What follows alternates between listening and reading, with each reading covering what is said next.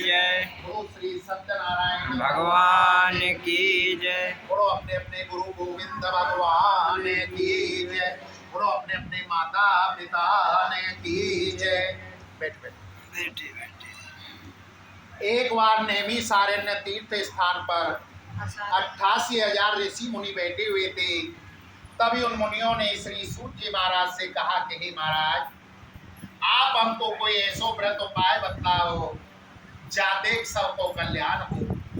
तब तो श्री सूत जी महाराज कहने लगे कि हे मुनिवर हो, ऐसा उपाय भगवान श्री सत्यनारायण को व्रत पूजन है। तब नारद मुनि कहने लगे कि हे प्रभु, यह व्रत कब करना चाहिए, कौन से दिन करना चाहिए, किस वक्त करना चाहिए, किस प्रकार करना चाहिए, आपको विस्तार पूर्वक बताओ।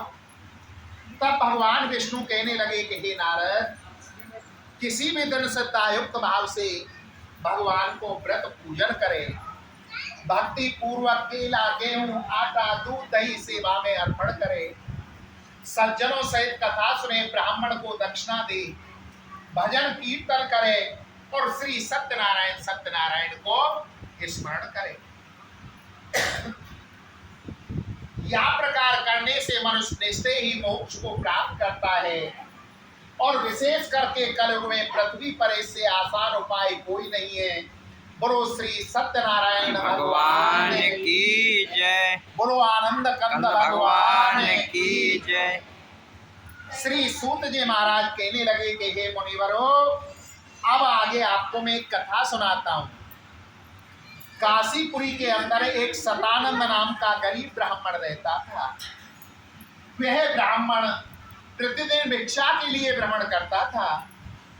तब तो विप्रों से प्रेम करने वाले भगवान ने एक दिन गरीब विप्र का रूप धारण करके और बातें पूछो, भैया तुम काहे यहाँ घूमो। तब तो ये विप्र कहने लगे हो कि हे महाराज, मैं यहाँ पर भिक्षा के लिए भ्रमण करता हूँ।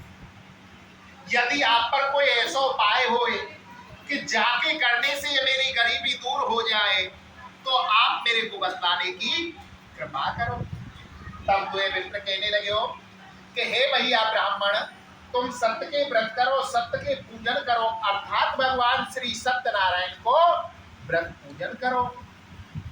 जाते कि या संसार में सुख भोग कर अंत समय भगवान के परम वैकुंठ को प्राप्त करोगे। विप्र के ऐसे वचन सुनकर वे सतानंद नाम को ब्राह्मण रात भर सो सके और प्रातः काल उठ करके वाने आ बात को संकल्प कियो कि आज मुझे जो कुछ भी धन प्राप्त होगा वही पे मैं भगवान को व्रत पूजन करूंगा।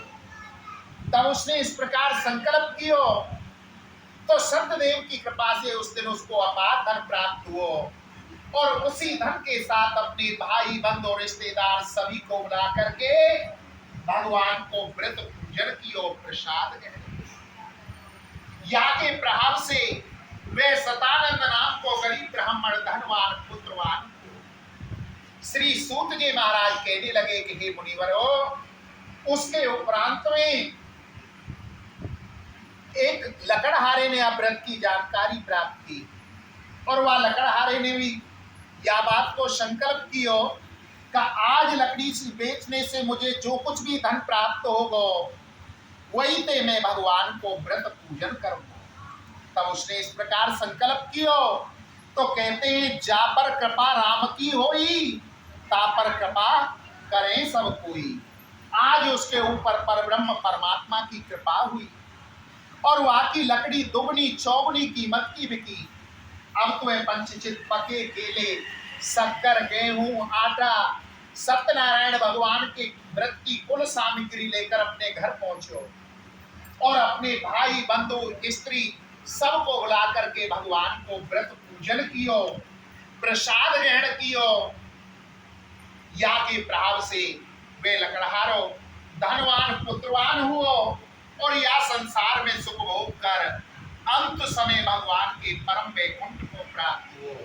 बोलो श्री सत्यनारायण भगवान की, बोलो आनंद कंद भगवान। श्री सूत जी महाराज कहने लगे कि हे मुनिवरो, अब आगे आपको मैं एक कथा और सुनाता हूं।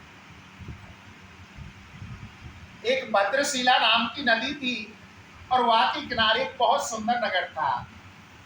उस नगर के राजा का नाम था उल्कामुख, जो बड़ा ही धार्मिक व सत्यवक्ता राजा था। गौ ब्राह्मणों का आदर सत्कार करता था और उसकी स्त्री सुंदर और पतिव्रता थी।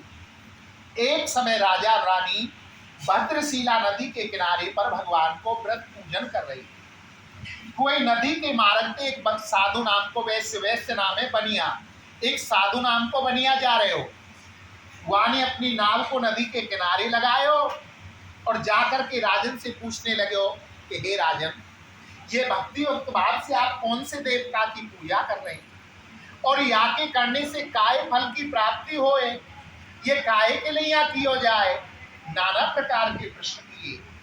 तब तो राजा उनका मुख कहने लगे हो कि भैया वैद्य, यह भगवान विष्णु अर्थात भगवान श्री सत्यनारायण को व्रत पूजन है, जो कि धन धान्य एवं संतान प्राप्ति के लिए की हो जाए।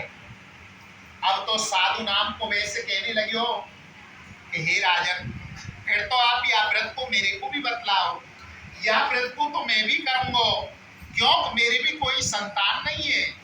अब तो राजा उनका मुख से साधु नाम को वैश्य वह व्रत की जानकारी प्राप्त करके अपने घर गए और अपने घर पहुंचकर अपनी स्त्री के साथ वाने बात को संकल्प किए कि जब वो संतान उत्पन्न होगी तो मैं भगवान को व्रत पूजन करूंगा। तब वहां इस प्रकार संकल्प कियो तो सत्यदेव की कृपा से उसकी स्त्री लीलावती गर्भवती हुई और 10वें मास में लीलावती गर्भ से एक अति सुंदर कन्या भी जन्म ली। वह कन्या शुक्ल पक्ष चंद्रमा की ज्योति के समान बढ़ने लगी, अर्थात जिस प्रकार शुक्ल पक्ष का चंद्रमा दिन प्रतिदिन बढ़ता है, उसी प्रकार वह की कन्या बढ़ने लगी और उसको नामकरण करायो। उसको नाम कलावती रखो, क्योंकि वह भगवान की कला से पैदा हुई। उस समय लीलावती अपने स्वामी से हाथ जोड़ करके बोली कि हे स्वामी, जा व्रत को आपने संकल्प किया है, अब वह पूरा कर लियो, अब तो हमें संतान भी प्राप्त है गई है। तो कहने लगे, हे प्रिय, कन्या विवाह उपरांत श्री सत्यनारायण व्रत कथा, कि कन्या के विवाह के बाद में तो वैसे ही सत्यनारायण कथा करवानी पड़े, तो कायले या 2-2 बार खर्चा करे, एक ही बार कर लेंगे। बोले ठीक है स्वामी, जैसी तुम्हारी आज्ञा। अब तो यह प्रकार अपनी स्त्री को समझाकर व्यापार के लिए यहाँ चले गए हो और अनेक वर्षों बाद व्यापार करके लौटे हो, तो सखियों के साथ खेलती हुई अपनी कन्या के साथ सखियों के साथ खेलती अपनी कन्या को विवाह की हो कि देखो, दूतों को बुलावा भेजो और आने पर आज्ञा की कि जाओ मेरी कन्या के लिए सुयोग्य वर देख कर लाओ। दूत आज्ञा पाकर कंचन नगर को गई और वहां से सौंदर्य लड़के को लेकर के साधु के पास आई। उस सौंदर्य लड़के को देखकर वह साधु नाम के वैश्य ने अपनी कन्या को विधि विधान से विवाह कर दिया। दुर्भाग्यवश विवाह के बाद भी वह उत्तम व्रत को करना भूल गए और अपने कर्म में लीन अपने जमाई के साथ व्यापार के लिए चले गए। अब तो दोनों साथ साथ व्यापार करने लगे। फिर दोनों राजा चंद्रकेतु के नगर में पहुंचे। सत्य को पालन करने के कारण भगवान क्रोधित हो गए, क्योंकि वहां ने 2 बार संकल्प किया और दोनों बार उसको पूरा नहीं किया। अब तो उसे दंड देने को निश्चय कर लियो। एक दिन राजा का धन चोर चुराकर उसी स्थान से जा रहे जहां तो दोनों सुसर जमाई ठहरे हुए। राजा के रक्षकों ने राजा को धनमाल उन दोनों के पास रखे देखो तो सुसर जमाई को ही चोर समझकर बांध कर ले गए और ले जाकर जेल में बंद कर दिया। भगवान की माया से उनकी किसी ने बात नहीं सुनी। उधर सत्य छोड़ने के कारण वैश्य की स्त्री भी बहुत दुख को प्राप्त हुई। जो धन था घर में वे चोरों ने चुरा लियो। अब तो उनकी तलाश में घर घर फिरने लगी। एक दिन कन्या भूख से दुखी होकर द्विज के मकान के अंदर गई, अर्थात द्विज नामे ब्राह्मण किसी ब्राह्मण के मकान के अंदर गई और वहां जाकर के उसने भगवान को व्रत होते देखो, व्रत करने की याचना की। तत्पश्चात रात को जब वह प्रसाद खाकर लौटी तो माता ने प्यार से पूछो कि हे पुत्री, अब तक कहाँ रही और तेरे मन में क्या बात है? तब कलावती कन्या ने अपनी माता से कहा कि हे माता, जिसके मकान के अंदर मनोचित फल देने वाला व्रत, क्यों नहीं हम भी उस व्रत को करें? जाके करने से सबकी मनोकामना पूर्ण होती है। पुत्री के ऐसे वचन सुनकर उसकी माता व्रत करने के लिए तैयार हो गई और दूसरे दिन प्रातःकाल स्नान आदि करके अपने भाई बंधु रिश्तेदार सभी को बुला करके भगवान को व्रत पूजन कियो, प्रसाद ग्रहण कियो और वर में मांगो कि हे प्रभु, आप मेरे भारतार जमाई के अपराध क्षमा करें, उन्हें शीघ्र घर लौटा दें। इस व्रत से भगवान प्रसन्न हुए। राजा चंद्रकेतु को स्वप्न में दर्शन दियो और कहा कि हे राजन, प्राप्त होते इन दोनों वैणिक पुत्रों को छोड़ देना, जो उनका धन लिया है वे भी उन्हें दे देना, नहीं तो पुत्र सहित तेरो राज सर्वनाश कर दूंगा। तब राजा ने इस प्रकार सपन देखो तो भयभीत हो उठो, सोए अपनी सभा लगाई, रात को सारा सपन सुनायो और कहा कि उन दोनों वैणिक पुत्रों को छोड़ दो। राजा के कम के अनुसार वैणिक पुत्रों को छोड़कर राजा के सर उठाया। तब दोनों वैणिक पुत्रों ने राजा को नमस्कार कियो। राजा ने उनसे कहा कि दुर्भाग्यवश आपको बड़ा ही कष्ट प्राप्त हुआ है, परंतु अब कोई भय वाली बात नहीं है। फिर उनको स्नान आदि कराए, मीठे वचन बोलकर प्रसन्न कियो और जो पहले से धन लिया था उससे दूना धन दे दियो और कहा कि हे महाराज, अब आप अपने नगर को जाओ। तब दोनों महाजन राजा को दंडवत करके खुशी खुशी अपने नगर के लिए चल दिए। बोलो श्री सत्यनारायण भगवान की, बोलो आनंद कंद भगवान। उस साधु वैश्य का अवश्य मंगल कार्य पूर्ण हुआ तथा द्विज का धन लेकर अपने नगर के लिए प्रस्थान किए। थोड़ी दूर गयो तो भगवान ने दंडी को रूप धारण करके और बातें पूछो, भैया तेरी नाम में क्या है? तो कहने लगे, कायलियां पूछे क्या लूटनो चाहे, परंतु मेरी नाम में तो लता बताएं। ऐसे कठोर झूठे असत्य वचन सुनकर तेरा वचन सत्य हो, तेरा वचन सत्य हो, ऐसा कहता हुआ दंडी नदी के किनारे एक छायादार वृक्ष के नीचे जाकर बैठ गए। दंडी के जाने के बाद नाव अचानक हल्की होने के कारण ऊपर उठी। उसमें देखो कि लता बताएं। यह देखकर महाजन मूर्छित होकर पृथ्वी पर गिर पड़े। होश आने पर जमाई ने कहा, शोक क्यों करो, ये तो दंडी को श्राप है, क्यों का आपने उनसे झूठ बोले, उनसे क्षमा याचना मांगो, चलो जल्दी। दामाद के ऐसे वचन सुनकर दंडी के पास गए और जाकर के कहने लगे कि हे प्रभु, हमारा अपराध क्षमा करो, हमारा अपराध क्षमा करो। इस प्रकार वैश्य को रोता हुआ देखकर दंडी ने कहा कि हे पूजा सुवैणिक पुत्र, मेरी आज्ञा से तुम्हें बारंबार कष्ट प्राप्त हुआ है। तब तो वैश्य कहने लगे कि हे प्रभु, ब्रह्मा आदि समस्त देवता आपके गुण को नहीं जानते, तो मैं मूर्ख आपकी माया को कैसे जान सकता हूँ। अब आप प्रसन्न हो जाओ, मैं अपनी श्रद्धा अनुसार आपकी पूजा करूंगा, मैं आपकी शरण में हूं, मेरी रक्षा करो, मेरी रक्षा करो। ऐसे भक्ति युक्त वाक्य सुनकर भगवान वर देकर वहीं अंतर्ध्यान हो गए। वैश्य का मनोरथ पूर्ण हुआ और धन से पूरित नाव को लेकर पुनः अपने नगर के लिए प्रस्थान किया। अपने नगर के सन्मुख पहुंचकर एक सेवक को घर भेजो और सेवक ने घर जाकर वैणिक की स्त्री को हाथ जोड़कर प्रणाम करके कहने लगे, महाराज साधु, जमाई के साथ आनंद पूर्वक अपार धन लेकर नगर के समीप आ गई। दूत के मुख से बात सुनी तो लीलावती ने अपनी पूजा को वहीं पर पूर्ण की, प्रसाद ग्रहण कियो और अपनी पुत्री से कहा कि हे पुत्री, मैं अपने पति के दर्शन के लिए जा रही हूं, तो शीघ्र पूजा को पूर्ण करके प्रसाद ग्रहण करके तू भी आना। माता के ऐसे वचन सुनकर वहां ने पूजा तो वहीं समाप्त की, किंतु जल्दी जल्दी में भगवान के प्रसाद को छोड़कर चली आई। जब वह प्रसाद छोड़कर आई तो भगवान क्रोधित हो गए और वाकई पति को नाव के साथ जल में के दृश्य कर दिए। कलावती कन्या ने अपने पति को देखो तो वह मूर्छित होकर पृथ्वी पर गिर पड़ी। दुखी कन्या को देखकर साधु राम को वैसे सोचने लगे, हो न हो अवश्य ही मुझसे या मेरे परिवार से कोई भूल गलती हुई है। अब तो वह भगवान को दंडवत गुणगान करने लगे, अर्थात भगवान के नाम को भजन कीर्तन करने लगे। श्रीमन नारायण नारायण नारायण, श्रीमन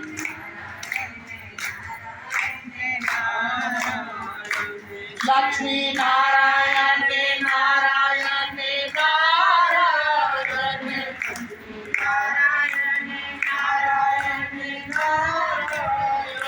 श्रीमन नारायण नारायण नारायण, श्रीमन नारायण नारायण, सत्य नारायण नारायण नारायण, सत्य नारायण नारायण नारायण, श्रीमन नारायण नारायण नारायण, श्रीमन नारायण नारायण नारायण, गोविंद नारायण नारायण नारायण, गोविंद नारायण नारायण नारायण, श्रीमन नारायण नारायण नारायण, श्रीमन नारायण नारायण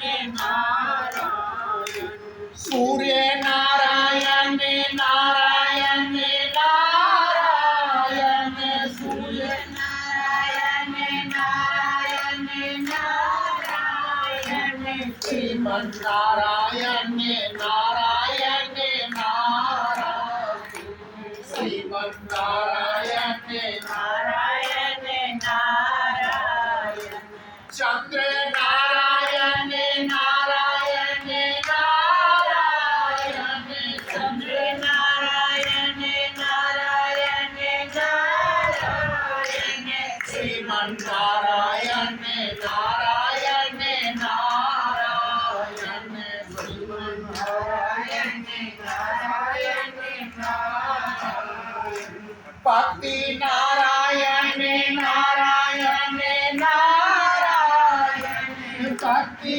नारायण नारायण नारायण, श्रीमन नारायण नारायण नारायण, श्रीमन नारायण नारायण नारायण, शक्ति नारायण नारायण नारायण, शक्ति नारायण नारायण नारायण, श्रीमन नारायण नारायण नारायण, श्रीमन नारायण नारायण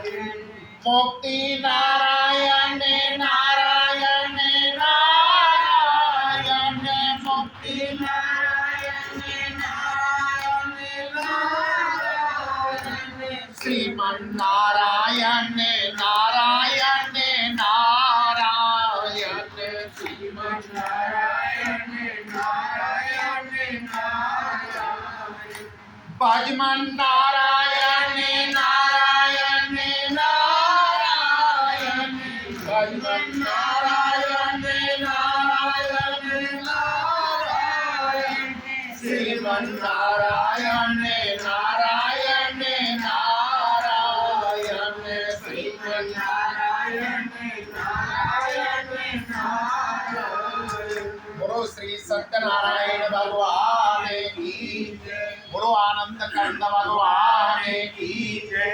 जब साधु नाम के वैश्य ने इस प्रकार भगवान को भजन कीर्तन कियो तो भगवान प्रसन्न होकर आकाशवाणी द्वारा कहा कि हे साधु नाम के वैश्य, तेरी कन्या प्रसाद छोड़कर पति के दर्शन के लिए चली आई है। वे घर जाकर प्रसाद खाकर आए तो उसे अवश्य पति मिल जाएंगे।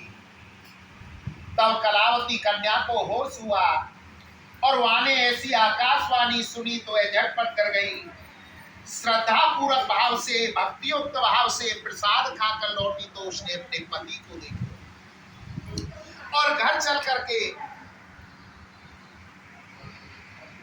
भगवान को व्रत पूजन कियो, प्रसाद ग्रहण कियो। या के प्रभाव से वो दोबारा से धनवान पुत्रवान हुए और या संसार में सुख भोग कर अंत समय भगवान के परम वैकुंठ को प्राप्त हुए। बोलो श्री सत्यनारायण भगवान की जय। बोलो आनंद कंद भगवान की। श्री सूत जी महाराज कहने लगे कि हे मुनिवरो, अब आगे आपको मैं एक कथा और सुनाता हूं। एक त्वंगजध्वज नाम का राजा था जो भगवान के प्रसाद को त्याग कर बहुत दुख को प्राप्त हुआ। एक समय राजा वन में शिकार खेलता हुआ किसी बड़ के वृक्ष के पास गयो, जहां कुग्वाल वाल भक्ति भाव से भगवान को व्रत और पूजन कर रहे। राजा के गर्व के कारण न तो उनके पास गयो और न ही भगवान को प्रणाम कियो।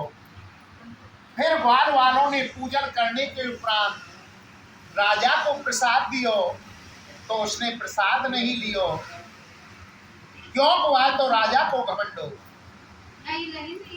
ग्वाल वालों को प्रसाद समझकर भगवान के प्रसाद को त्याग दियो, ठुकरा दियो। ग्वाल वालों को प्रसाद ठुकरा दियो तो भगवान क्रोधित हुए और राजा का सर्वनाश कर दियो, उसके पुत्र आदि राज सर्वनाश कर दियो। राजा अपने नगर में पहुंचे और वह यह बात को पता चलो तो बहुत दुखी। वहां ने अपने गुरु ब्राह्मणों को बुलायो, उनसे पूछो तो उन्होंने बताया, अरे मूर्ख राजा, तूने भगवान के प्रसाद को अपमान अनादर कियो है। तेरो अपराध कोई क्षमा ना कर सके। तेरो अपराध तो तभी क्षमा है सके जब तू ग्वाल वालों के साथ में भगवान को व्रत पूजन करे, प्रसाद ग्रहण करे, तो तेरो अपराध क्षमा होए, अन्यथा नहीं। गुरु ब्राह्मणों के ऐसे वचन सुनकर राजा के पैरों में दौड़ पड़े और इधर उधर भूख और प्यास और भटक तो उन ग्वाल वालों के पास में पहुंचे। उनके साथ में भगवान को व्रत पूजन कियो, प्रसाद ग्रहण कियो। या के प्रभाव से वह राजा दोबारा से धनवान पुत्रवान। पृथ्वी पर जो मनुष्य इस व्रत को करेगो सुनेगो तो सत्यदेव की कृपा से उसके समस्त दुख दूर हो गए। अब जिन्होंने पहले भगवान को व्रत पूजन कियो है, प्रसाद ग्रहण कियो है, मैं उनके दूसरे जन्म को कहता हूँ बहुत बुद्धि वाला। अगले जन्म में सुदामा हुआ जो श्री कृष्ण का ध्यान लगाकर मोक्ष को प्राप्त। लकड़ी उठाने वाले भीलों के राजा बने जो अगले जन्म में श्री राम के सेवक बन के मोक्ष को प्राप्त हुए। उल्का मुख नाम के राजा दशरथ हुए जिन्होंने श्री राम को पुत्र के रूप में प्राप्त करके वैकुंठ को प्राप्त किया। महाराज त्वंगध्वज स्वयं मनु हुए जिन्होंने सतरूपा के साथ मिलकर सृष्टि को रचो और अंत समय में भगवान के परम वैकुंठ को प्राप्त कियो। महाराज त्वंगध्वज स्वयं मनु हुए जिन्होंने सतरूपा के साथ मिलकर सृष्टि को रचो और अंत समय में भगवान के परम वैकुंठ को प्राप्त कियो। गुरु श्री सत्यनारायण भगवान की, गुरु आनंद कंद भगवान की, गुरु राधा कृष्ण भगवान की, गुरु अपने अपने गुरु गोविंद भगवान की।